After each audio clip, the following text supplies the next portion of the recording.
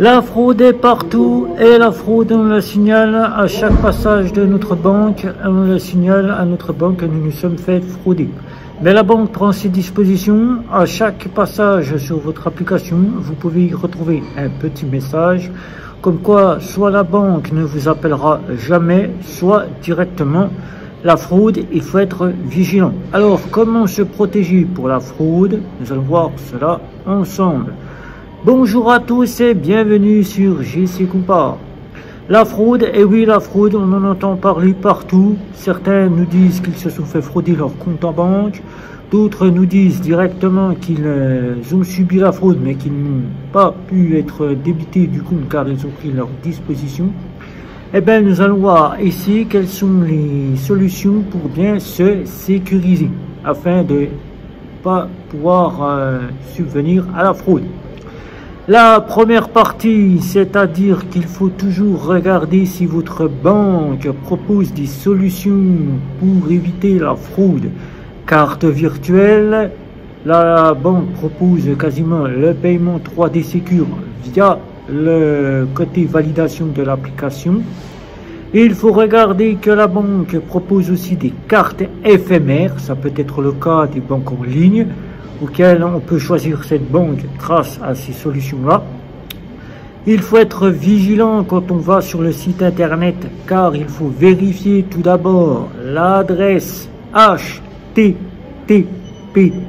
que vous voyez ici. Si vous n'avez pas cette HTTPS, vous ne devez donc pas vous rendre sur ce site.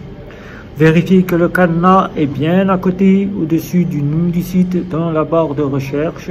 Si vous n'avez pas ce cadenas et que vous avez un cadenas barré, que vous avez une attention, ne pas se rendre sur ce site. La partie qu'il faut vérifier sur le site internet, c'est vérifier les types de paiement que propose le site internet. Là, quand vous allez payer, vous allez tout de suite dégainer votre carte bancaire, mais c'est la chose qu'il ne faut jamais faire. Il faut vérifier tout simplement les types de paiement que propose le site internet. Est-ce que le site va proposer le paiement par carte bancaire Verified by Mastercard Visa?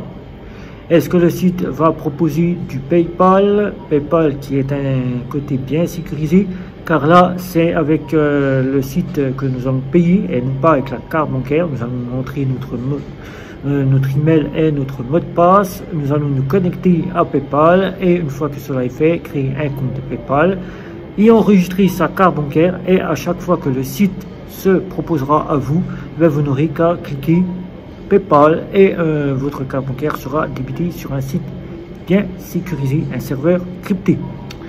Vous aurez donc à regarder s'il existe directement la partie la plus simple, c'est-à-dire le prélèvement automatique. Si vous n'avez pas ce prélèvement automatique, vous ne pourrez donc pas faire en sorte de payer sur Internet, car c'est la solution la plus sécurisée, payer par le prélèvement automatique.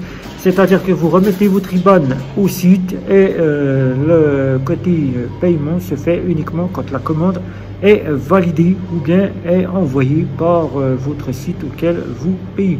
Là, vous êtes débité seulement à ce moment-là. Une bonne solution pour sécuriser, car là, il n'y aura pas la carte bancaire à la vue, mais ça sera préférable de mettre cette solution en avant. Pour la partie la plus simple qu'il ne faut jamais faire et surtout prendre conscience, il ne faut jamais enregistrer son numéro de carte bancaire sur les sites internet.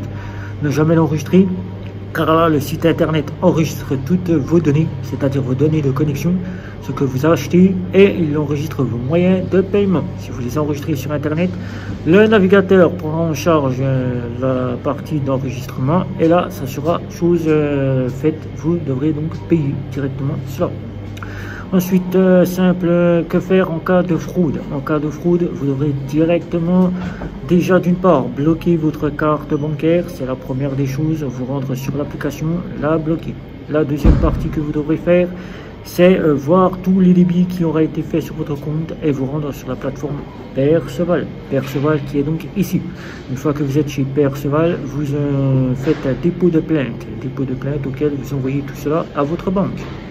Le délai peut être assez rapide si vous disposez d'une assurance moyen de paiement. C'est l'assurance moyen de paiement qui prendra en charge et qui se remboursera directement via la partie Mastercard ou Visa. Vous serez remboursé dans les 3 à 5 jours. La partie la plus simple qu'il faudra aussi prendre conscience.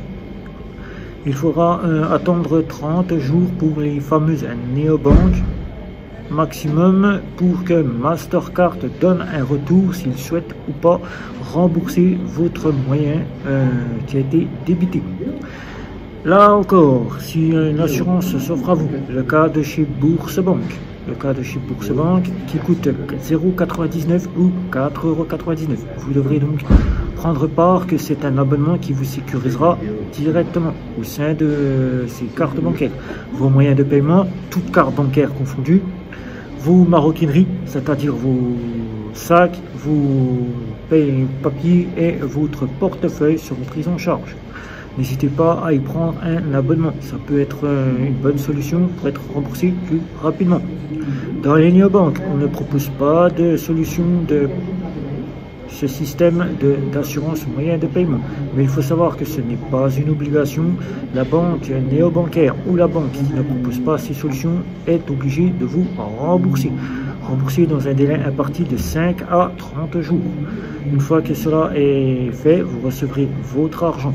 Si vous ne l'avez pas encore fait, n'attendez surtout pas.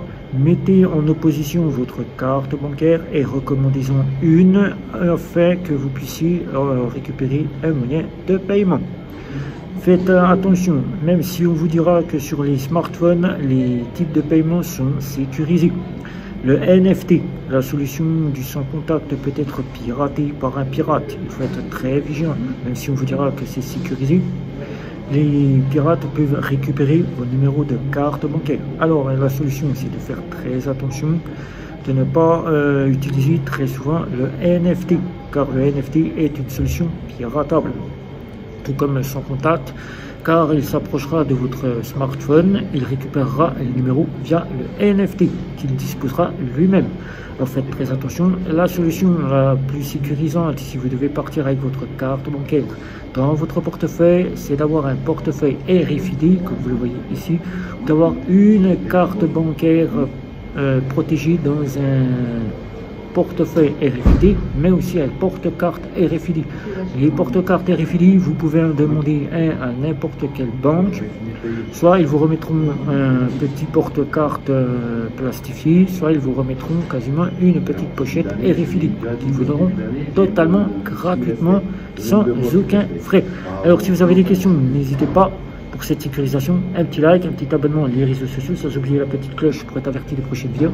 Je vous dis bye bye, à la prochaine vidéo.